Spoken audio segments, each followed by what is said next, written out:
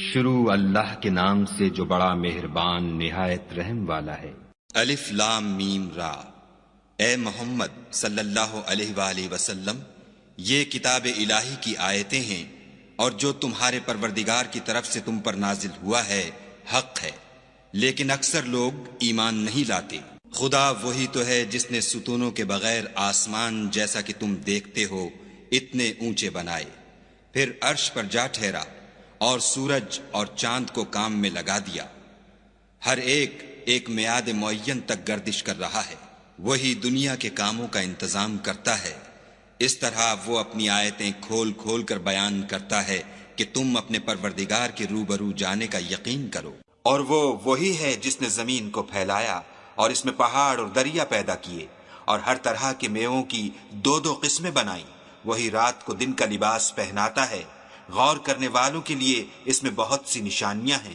اور زمین میں کئی طرح کے قطعات ہیں ایک دوسرے سے ملے ہوئے، اور انگور کے باغ اور کھیتی اور کھجور کے درخت، بعض کی بہت سی شاخیں ہیں اور بعض کی اتنی نہیں ہوتی، باوجود کہ پانی سب کو ایک ہی ملتا ہے۔ اور ہم بعض میووں کو بعض پر لذت میں فضیلت دیتے ہیں، اور اس میں سمجھنے والوں کے لیے بہت سی نشانیاں ہیں۔ اگر تم عجیب بات سننی چاہو تو کافروں کا یہ کہنا عجیب ہے کہ جب ہم مر کر مٹی ہو جائیں گے تو کیا از سر نو پیدا ہوں گے؟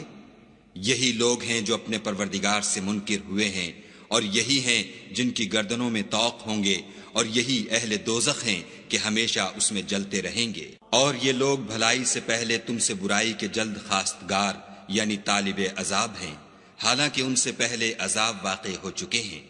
اور تمہارا پروردگار لوگوں کو باوجود ان کی بے انصافیوں کے معاف کرنے والا ہے، اور بے شک تمہارا پروردگار سخت عذاب دینے والا ہے۔ اور کافر لوگ کہتے ہیں کہ اس پیغمبر پر اس کے پروردگار کی طرف سے کوئی نشانی نازل نہیں ہوئی، سو اے محمد صلی اللہ علیہ وآلہ وسلم، تم تو صرف ہدایت کرنے والے ہو، اور ہر ایک قوم کے لیے رہنما ہوا کرتا ہے۔ خدا ہی اس بچے سے واقف ہے جو عورت کے پیٹ میں ہوتا ہے، اور پیٹ کے سکڑنے اور بڑھنے سے بھی واقف ہے، اور ہر چیز کا اس کے ہاں ایک اندازہ مقرر ہے۔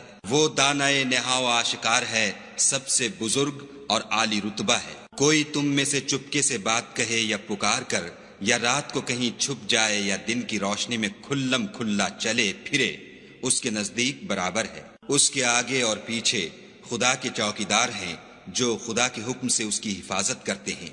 خدا اس نعمت کو جو کسی قوم کو حاصل ہے نہیں بدلتا جب تک کہ وہ اپنی حالت کو نہ بدلے، اور جب خدا کسی قوم کے ساتھ برائی کا ارادہ کرتا ہے تو پھر وہ پھر نہیں سکتی، اور خدا کے سوا ان کا کوئی مددگار نہیں ہوتا۔ اور وہی تو ہے جو تم کو ڈرانے اور امید دلانے کے لیے بجلی دکھاتا اور بھاری بھاری بادل پیدا کرتا ہے، اور رعد اور فرشتے سب اس کے خوف سے اس کی تسبیح و تحمید کرتے رہتے ہیں۔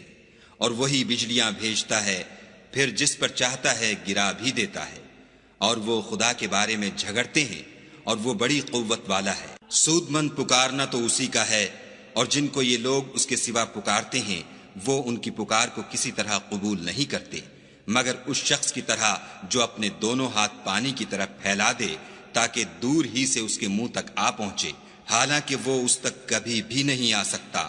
اور اسی طرح کافروں کی پکار بیکار ہے۔ اور جتنی مخلوقات آسمانوں اور زمین میں ہے خوشی سے یا زبردستی سے خدا کے آگے سجدہ کرتی ہے، اور ان کے سائے بھی صبح و شام سجدے کرتے ہیں۔ ان سے پوچھو کہ آسمانوں اور زمین کا پروردگار کون ہے؟ تم ہی ان کی طرف سے کہہ دو کہ خدا۔ پھر ان سے کہو کہ تم نے خدا کو چھوڑ کر ایسے لوگوں کو کیوں کارساز بنایا ہے جو خود اپنے نفع و نقصان کا بھی اختیار نہیں رکھتے؟ یہ بھی پوچھو کیا اندھا اور آنکھوں والا برابر ہے، یا اندھیرا اور اجالا برابر ہو سکتا ہے؟ بھلا ان لوگوں نے جن کو خدا کا شریک مقرر کیا ہے، کیا انہوں نے خدا کی سی مخلوقات پیدا کی ہے جس کے سبب ان کو مخلوقات مشتبہ ہو گئی ہے؟ کہہ دو کہ خدا ہی ہر چیز کا پیدا کرنے والا ہے، اور وہ یکتا اور زبردست ہے۔ اسی نے آسمان سے مے برسایا، پھر اس سے اپنے اپنے اندازے کے مطابق نالے بہ نکلے، پھر نالے پر پھولا ہوا جھاگ آ گیا۔ اور جس چیز کو زیور یا کوئی اور سامان بنانے کے لیے آگ میں تپاتے ہیں اس میں بھی ایسا ہی جھاگ ہوتا ہے۔ اس طرح خدا حق اور باطل کی مثال بیان فرماتا ہے۔ سو جھاگ تو سوکھ کر زائل ہو جاتا ہے، اور پانی جو لوگوں کو فائدہ پہنچاتا ہے وہ زمین میں ٹھہرا رہتا ہے۔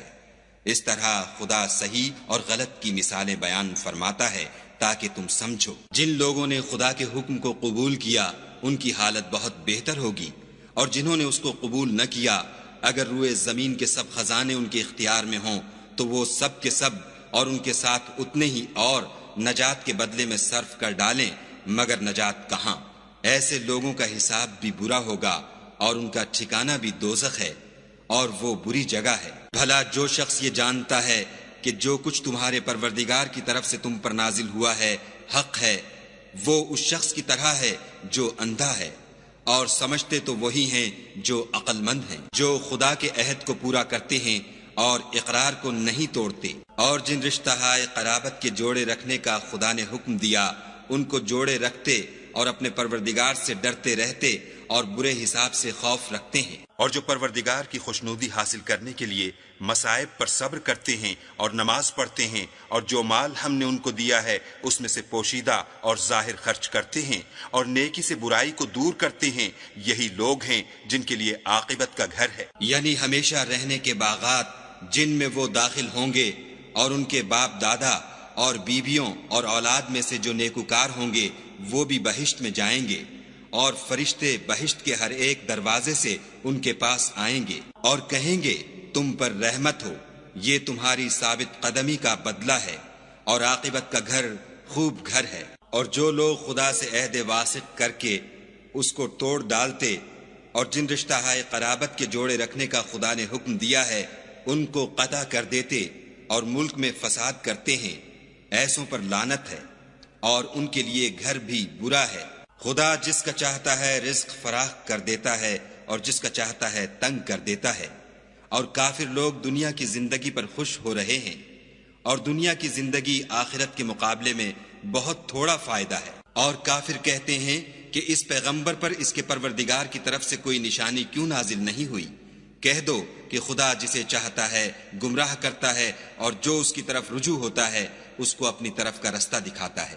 یعنی جو لوگ ایمان لاتے اور جن کے دل یاد خدا سے آرام پاتے ہیں ان کو، اور سن رکھو کہ خدا کی یاد سے دل آرام پاتے ہیں۔ جو لوگ ایمان لائے اور عمل نیک کیے ان کے لیے خوشحالی اور عمدہ ٹھکانہ ہے۔ جس طرح ہم اور پیغمبر بھیجتے رہے ہیں اسی طرح اے محمد صلی اللہ علیہ وآلہ وسلم ہم نے تم کو اس امت میں جس سے پہلے بہت سی امتیں گزر چکی ہیں بھیجا ہے، تاکہ تم ان کو وہ کتاب جو ہم نے تمہاری طرف بھیجی ہے پڑھ کر سنا دو۔ اور یہ لوگ رحمان کو نہیں مانتے، کہہ دو وہی تو میرا پروردگار ہے، اس کے سوا کوئی معبود نہیں، میں اسی پر بھروسہ رکھتا ہوں اور اسی کی طرف رجوع کرتا ہوں۔ اور اگر کوئی قرآن ایسا ہوتا کہ اس کی تاثیر سے پہاڑ چل پڑتے یا زمین پھٹ جاتی یا مردوں سے کلام کر سکتے تو یہی قرآن ان اوصاف سے متصف ہوتا، مگر بات یہ ہے کہ سب باتیں خدا کے اختیار میں ہیں۔ تو کیا مومنوں کو اس سے اطمینان نہیں ہوا کہ اگر خدا چاہتا تو سب لوگوں کو ہدایت کے رستے پر چلا دیتا، اور کافروں پر ہمیشہ ان کے اعمال کے بدلے بلا آتی رہے گی یا ان کے مکانات کے قریب نازل ہوتی رہے گی، یہاں تک کہ خدا کا وعدہ آ پہنچے۔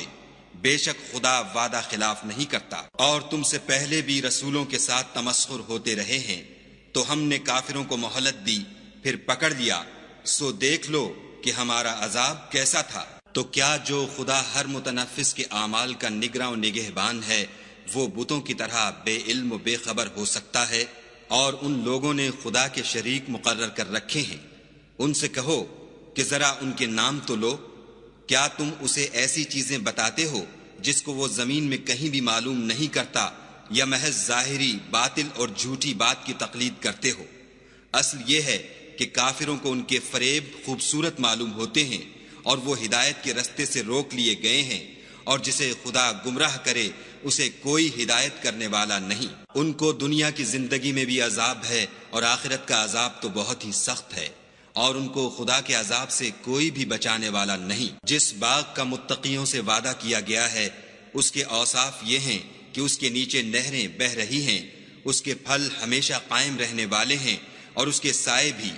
یہ ان لوگوں کا انجام ہے جو متقی ہیں، اور کافروں کا انجام دوزخ ہے۔ اور جن لوگوں کو ہم نے کتاب دی ہے وہ اس کتاب سے جو تم پر نازل ہوئی ہے خوش ہوتے ہیں، اور بعض فرقے اس کی بعض باتیں نہیں بھی مانتے۔ کہہ دو کہ مجھ کو یہی حکم ہوا ہے کہ خدا ہی کی عبادت کروں اور اس کے ساتھ کسی کو شریک نہ بناؤں۔ میں اسی کی طرف بلاتا ہوں اور اسی کی طرف مجھے لوٹنا ہے۔ اور اسی طرح ہم نے اس قرآن کو عربی زبان کا فرمان نازل کیا ہے، اور اگر تم علم و دانش آنے کے بعد ان لوگوں کی خواہشوں کے پیچھے چلو گے تو خدا کے سامنے کوئی نہ تمہارا مددگار ہوگا اور نہ کوئی بچانے والا۔ اور اے محمد صلی اللہ علیہ وآلہ وسلم، ہم نے تم سے پہلے بھی پیغمبر بھیجے تھے اور ان کو بیویاں اور اولاد بھی دی تھی، اور کسی پیغمبر کے اختیار کی بات نہ تھی کہ خدا کے حکم کے بغیر کوئی نشانی لائے۔ ہر حکم قضا کتاب میں مرقوم ہے۔ خدا جس کو چاہتا ہے مٹا دیتا ہے اور جس کو چاہتا ہے قائم رکھتا ہے، اور اسی کے پاس اصل کتاب ہے۔ اور اگر ہم کوئی عذاب جس کا ان لوگوں سے وعدہ کرتے ہیں تمہیں دکھائیں، یعنی تمہارے روبرو ان پر نازل کریں، یا تمہاری مدت حیات پوری کر دیں، یعنی تمہارے انتقال کے بعد عذاب بھیجیں، تو تمہارا کام ہمارے احکام کا پہنچا دینا ہے اور ہمارا کام حساب لینا ہے۔ کیا انہوں نے نہیں دیکھا کہ ہم زمین کو اس کے کناروں سے گھٹاتے چلے آتے ہیں، اور خدا جیسا چاہتا ہے حکم کرتا ہے، کوئی اس کے حکم کا رد کرنے والا نہیں، اور وہ جلد حساب لینے والا ہے۔ جو لوگ ان سے پہلے تھے وہ بھی بتہری چالیں چلتے رہے ہیں، سو چال تو سب اللہ ہی کی ہے۔ ہر متنفس جو کچھ کر رہا ہے وہ اسے جانتا ہے، اور کافر جلد معلوم کریں گے کہ عاقبت کا گھر یعنی انجام محمود کس کے لیے ہے۔ اور کافر لوگ کہتے ہیں کہ تم خدا کے رسول نہیں ہو۔ کہہ دو کہ میرے اور تمہارے درمیان خدا اور وہ شخص جس کے پاس کتاب آسمانی کا علم ہے گواہ کافی ہیں۔